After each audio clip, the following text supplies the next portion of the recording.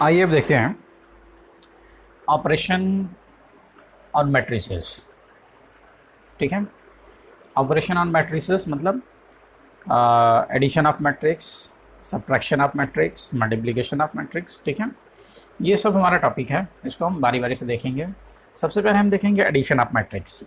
देखिए मैट्रिक्स का एडिशन कैसे होता है। यहाँ पे मैंने एक मैट्रिक्स लिया ए 1 2 3 1 1 0। इस मैट्रिक्स का ऑर्डर 2 रो 3 कॉलम्स, 2 क्रॉस 3। अब एक मैट्रिक्स मुझे लेना है बी। ठीक, इस मैट्रिक्स के ए के साथ इस बी को मैं ऐड करूंगा, यानी मुझे मालूम करना है ए प्लस बी क्या होगा। अब देखिए ए प्लस बी क्या होगा। अब यहाँ पर एक चीज़ आपको याद रखना है कि मैट्रिक्स का एडिशन तभी पॉसिबल है जब दोनों मैट्रिक्स सेम ऑर्डर की हो। जैसे मैट्रिक्स ए है 2 क्रॉस 3 की, तो मैट्रिक्स बी उसको भी 2 क्रॉस 3 ही होना चाहिए। ठीक है, डिफरेंट ऑर्डर की मैट्रिक्स को हम ऐड नहीं कर सकते। अब यहाँ पे देखिए ज़रा, -1 0 1 2 2 0 इसको मैंने लिया। ठीक है, या मैंने लिया यहाँ पे 1। अब इस एग्जाम्पल के थ्रू हम समझें कि मैट्रिक्स को कैसे ऐड किया जाता है। तो सबसे पहले आपको याद रखना है, देखिए इसका ऑर्डर क्या है, इसका ऑर्डर भी 2 क्रॉस 3 है। सबसे पहले आपको याद रखना है कि मैट्रिक्स का एडिशन तभी होगा जब दोनों मैट्रिक्स का ऑर्डर सेम होगा। अगर मैट्रिक्स का ऑर्डर सेम है तो अब इसके बाद नेक्स्ट स्टेप आएगा कि मैट्रिक्स को ऐड करना। तो मैट्रिक्स को ऐड कैसे करना है, इसके करस्पॉन्डिंग एलिमेंट्स को हम ऐड कर देंगे। जैसे A11 A11 के साथ ऐड हो जाएगा। ठीक है, A12 A12 के साथ ऐड होगा। तो अब देखिए कैसे इसका एडिशन क्या बनेगा। इसका 1 और -1 को ऐड करेंगे 0, 2 और 0 को ऐड करेंगे 2, और 3 और 1 को ऐड करेंगे तो 4, 1 और 2 को ऐड करेंगे 3, 1 और 2 को ऐड करेंगे 3, और 0 और 1 को ऐड करेंगे 1। ये मैट्रिक्स का एडिशन हो गया। ठीक है, तो मैट्रिक्स का एडिशन यानी उसके करस्पॉन्डिंग एलिमेंट्स को ऐड करना। अब देखिए यहाँ पे मैट्रिक्स की कुछ प्रॉपर्टी होती है। ये जो एडिशन है, इस एडिशन की प्रॉपर्टी होती है, वो प्रॉपर्टी क्या होती है उसको आप देख लें। जब हम किसी मैट्रिक्स को ऐड करेंगे a प्लस बी, तो हम उसे ऐसे भी ऐड कर सकते हैं b प्लस ए को b के साथ या b को a के साथ अगर हम ऐड करें तो दोनों ही कंडीशन में जो रिजल्ट आएगा वो इक्वल आएगा, वो सेम आएगा। ठीक, तो ऐसा जब ऑर्डर ऐसे रिवर्स आता है तो इसे हम क्या कहते हैं, इसे हम कहते हैं कम्यूटेटिव लॉ। ठीक है, यानी मैट्रिक्स का एडिशन जो है वो कम्यूटेटिव लॉ को फॉलो करेगा। फिर उसके बाद a प्लस बी प्लस सी, इसे हम लिख सकते हैं a प्लस बी प्लस सी। देखिए फर्स्ट सेकंड और थर्ड को ऐड किया और उसके बाद उसको फर्स्ट के साथ ऐड किया, या हम फर्स्ट और सेकंड को ऐड करें और उसके बाद उसे थर्ड के साथ ऐड करें। ठीक, तो इस कंडीशन में दोनों ही रिजल्ट क्या होगा, इक्वल होगा। तो इसको क्या कौन सा लॉ कहते हैं, देखिए इसको कहते हैं कम्यूटेटिव लॉ। ये पिछले भी कुछ वीडियो में हमने देखा था कम्यूटेटिव लॉ, और सेकंड वाले को कहते हैं एसोसिएटिव लॉ। ठीक है, ओके। तो अब ये आपको याद रखना है कि a प्लस बी और b प्लस ए इक्वल होता है, और a plus B plus C, a plus B plus C या a plus B plus C ये इक्वल होगा। ठीक, चलिए ये तो हो गया एडिशन ऑफ मैट्रिक्स। अब हम देखेंगे डिफरेंस ऑफ मैट्रिक्स क्या होता है। ठीक, तो डिफरेंस ऑफ, जैसे एडिशन होता है मैट्रिक्स का, वैसे ही मैट्रिक्स का डिफरेंस भी होता है। सेम ऑर्डर की मैट्रिक्स को ऐड कर सकते हैं, सेम ऑर्डर की मैट्रिक्स को सब्ट्रैक्ट भी कर सकते हैं। अगर हमने कहा कि a माइनस बी, तो a माइनस बी में हमको करना ये है कि इसके करस्पॉन्डिंग एलिमेंट्स को सब्ट्रैक्ट कर देना है।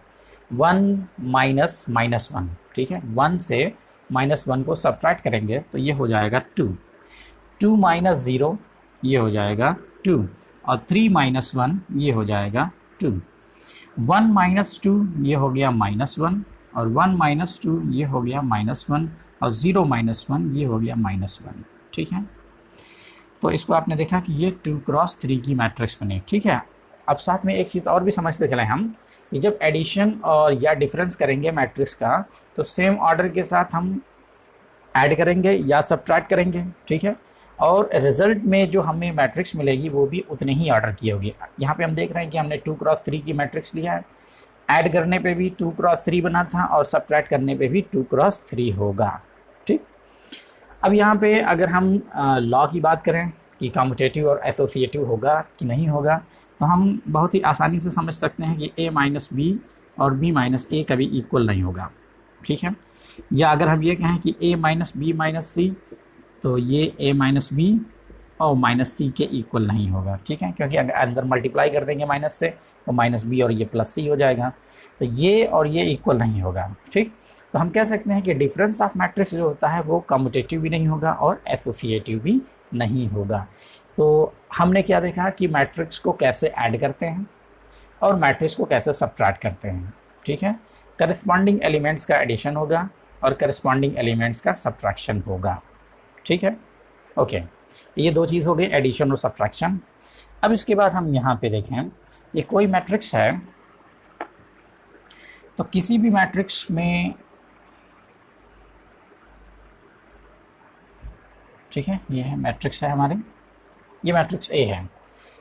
हमारा नेक्स्ट पॉइंट है कि multiplication of matrix by scalar. किसी मैट्रिक्स में अगर किसी स्केलर से मल्टीप्लाई करेंगे तो देखिए क्या होगा उसके साथ।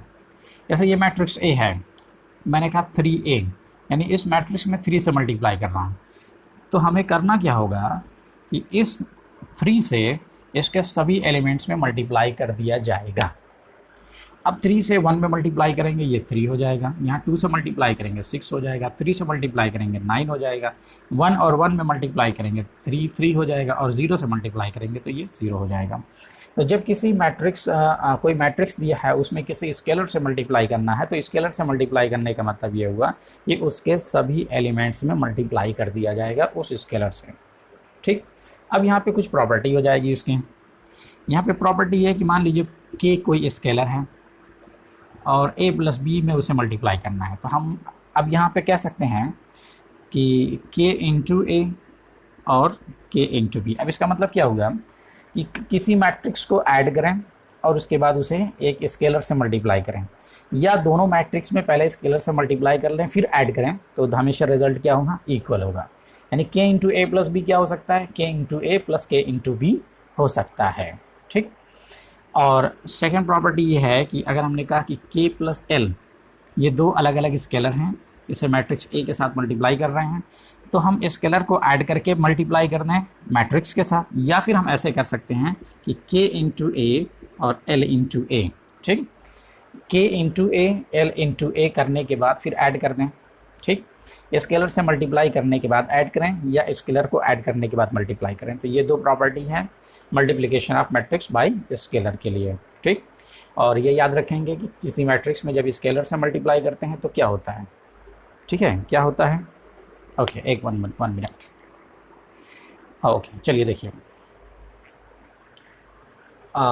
ओके, तो आपको 3 पॉइंट समझ में आ गया, addition of matrix, difference of matrix, multiplication of matrix by scalar. Okay, तो ये सारी चीज़ें तो बड़ी आसान थी। अब जो सबसे इंपॉर्टेंट चीज़ है वो है मल्टीप्लिकेशन ऑफ मैट्रिसेस, मैट्रिक्स का मैट्रिक्स के साथ मल्टीप्लिकेशन। ये था मैट्रिक्स का स्केलर के साथ मल्टीप्लिकेशन। स्केलर है तो उसके सभी एलिमेंट के साथ वो मल्टीप्लाई हो जाएगा। अब देखिए यहाँ पे जो सबसे इम्पॉर्टेंट चीज़ है वो क्या है, वो है मैट्रिक्स मल्टीप्लिकेशन। अब देखिए मैट्रिक्स का जो मल्टीप्लिकेशन है वो कैसे होता है। सपोज़ यहाँ पे हमने एक मैट्रिक्स ए लिया और यहाँ पे एक मैट्रिक्स बी लिया। इस मैट्रिक्स ए का इस मैट्रिक्स बी के साथ मल्टीप्लिकेशन हमें करना है। मल्टीप्लिकेशन कैसे करना है वो अभी हम देखेंगे, लेकिन सबसे पहले हमको ये याद रखना है कि मैट्रिक्स का जो मल्टीप्लिकेशन है, सपोज़ इसका आर्डर है m क्रॉस n, तो इसका आर्डर है n क्रॉस p।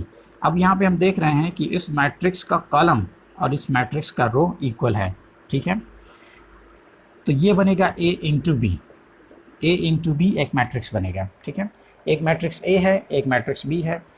इन दोनों मैट्रिक्स का मल्टीप्लिकेशन तभी हो सकता है जब मैट्रिक्स ए का कॉलम मैट्रिक्स बी के रो के इक्वल होगा, यानी कि नंबर ऑफ कॉलम और नंबर ऑफ रो, इसमें नंबर ऑफ कॉलम और इसका नंबर ऑफ रो इक्वल होना चाहिए। ठीक, फिर उसके बाद ये है कि मल्टीप्लाई होने के बाद जो मैट्रिक्स बनेगी, मतलब दो मैट्रिक्स का मल्टीप्लाई होने के बाद एक मैट्रिक्स ही बनेगी, उस मैट्रिक्स का ऑर्डर होगा m क्रॉस p।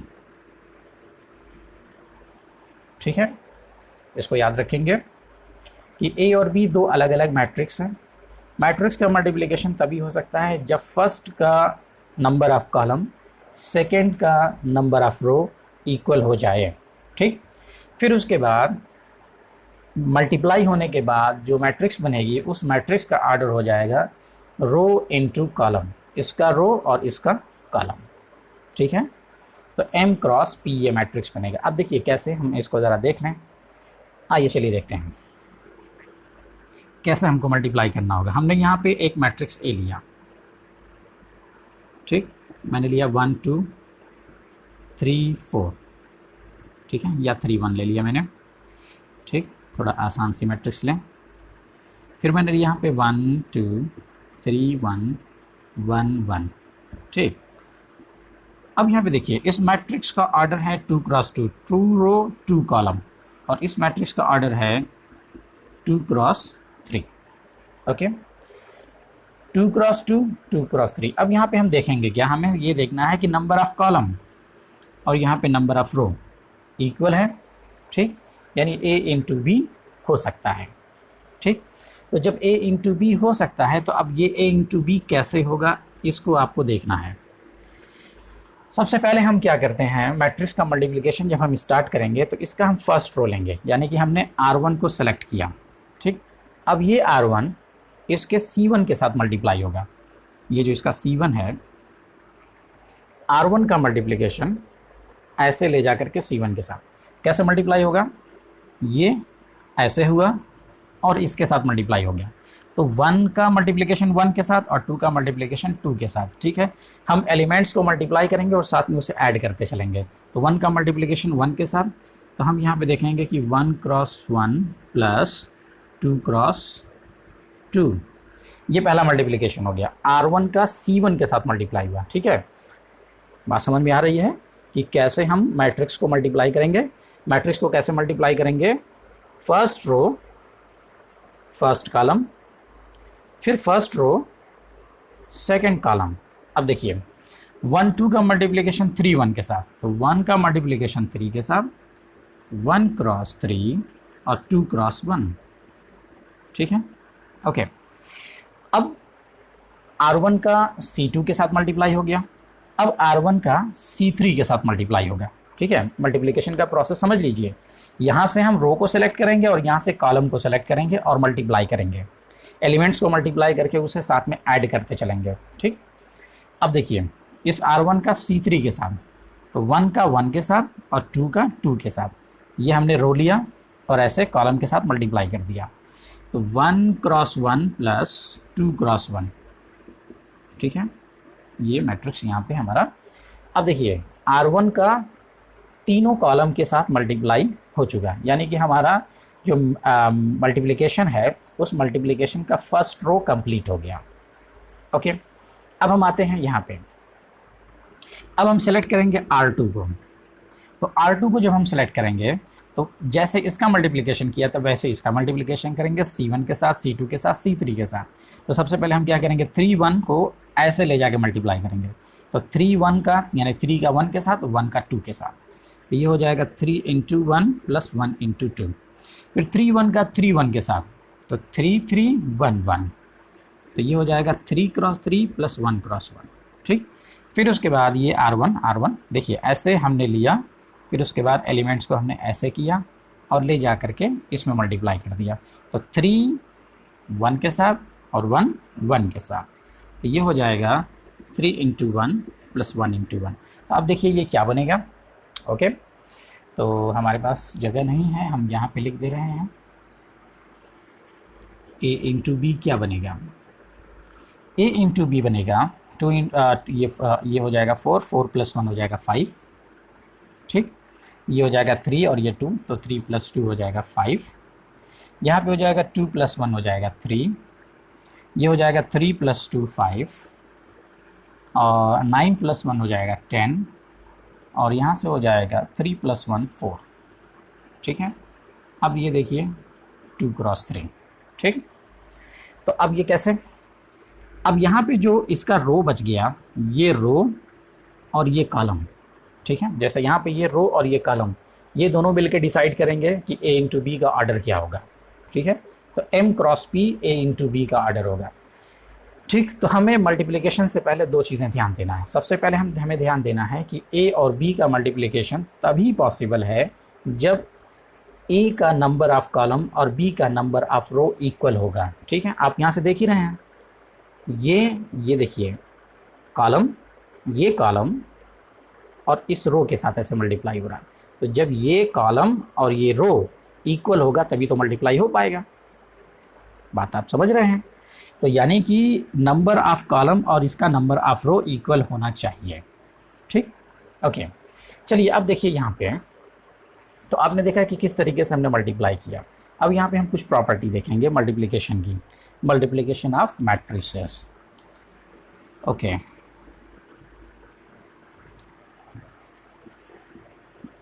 सबसे पहले तो हम ये देखें कि हमने जब A × B लिया तो ये 2 × 3 की मैट्रिक्स बनी। ठीक है, अगर हम B × A लेते हैं तो B × A, तो B हो जाएगा 2 × 3 और ये है 2 × 2। तो इसका नंबर ऑफ कॉलम और इसका नंबर ऑफ रो इक्वल होना चाहिए। ये इक्वल नहीं है, इसका मतलब कि ये मल्टीप्लिकेशन ही नहीं होगा। ठीक है, ये मल्टीप्लिकेशन नहीं हो पाएगा। ठीक, तो हम यहाँ पर एक चीज़ कह सकते हैं कि A × B और B × A दोनों इक्वल नहीं होगा। ठीक है, चलिए इसको और अच्छे तरीके से हम समझ लें। मैंने यहाँ पे ऐसे लिया, मैंने लिया A एक मैट्रिक्स लिया 2 × 3 और B एक मैट्रिक्स लिया 3 × 2। तो सबसे पहले हम बताएंगे कि A × B क्या बनेगा। देखिए A × B के लिए नंबर ऑफ रो और नंबर ऑफ कॉलम और नंबर ऑफ रो इक्वल है। अब बच गया ये 2 × 2, तो इसका जो ऑर्डर होगा वो 2 × 2 होगा। ठीक, अब हम क्या करें, B और A की बात करें।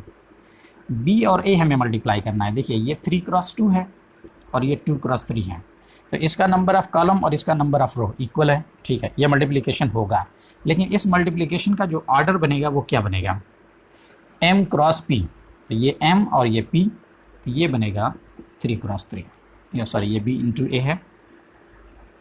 ठीक, तो अब यहाँ पे हम देख रहे हैं कि A × B 2 × 2 का मैट्रिक्स बनेगा और B × A 3 × 3 का मैट्रिक्स बनेगा।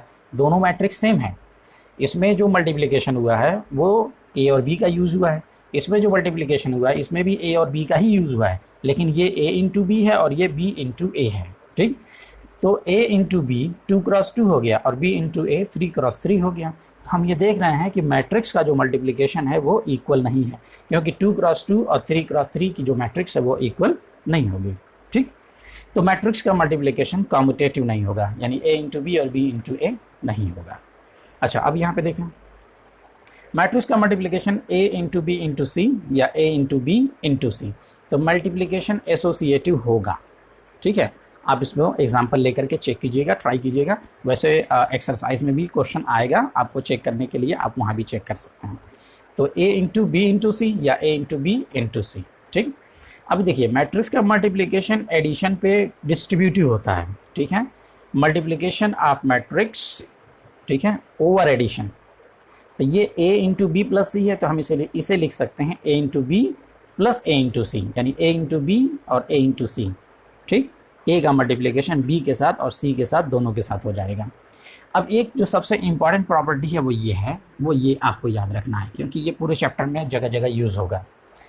मैट्रिक्स का मल्टीप्लिकेशन आइडेंटिटी के साथ अगर हम करते हैं, ठीक है, मैट्रिक्स, अब यहाँ पे देखिए I क्या होता है, स्क्वायर मैट्रिक्स है। तो ये जो I है, ये जो A है, देखिए अब एक चीज़ आप समझ लीजिए कि कोई भी मैट्रिक्स अगर है, कोई भी मैट्रिक्स अगर है, सपोज हमने लिया A लिया हमने 1 2 2 1, ठीक है, आई हमने लिया 2 क्रॉस 2 की 1 0 0 1, तो ये लिया 2 क्रॉस 2 और ये भी लिया 2 क्रॉस 2।